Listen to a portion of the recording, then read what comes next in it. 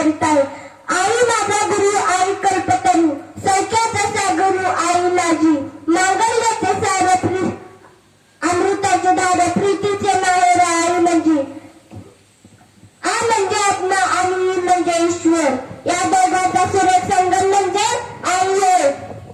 ईश्वराला प्रत्येकाची काळजी घेणे, माया प्रेम देणे शक्य नव्हते, म्हणून ईश्वराने प्रत्येकासाठी एक आई बनवली.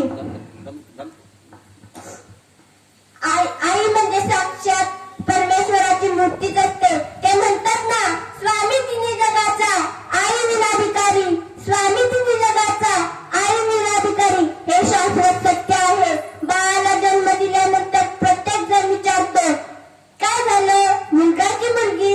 पण फक्त आईच विचारते, माझे बाळ कसे आहे?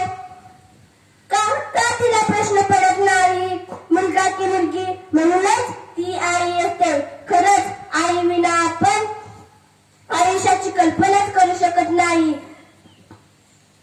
जसे वृक्ष स्वतः ऊन झेलून इतरांना सावली देतात, तसेच आई दुःख झेलून आपल्याला मायेची सावली देत असते. लहान असताना तिनेच आपल्याला हात धरून चालायला शिकवले आणि आजही ती आपल्याला योग्य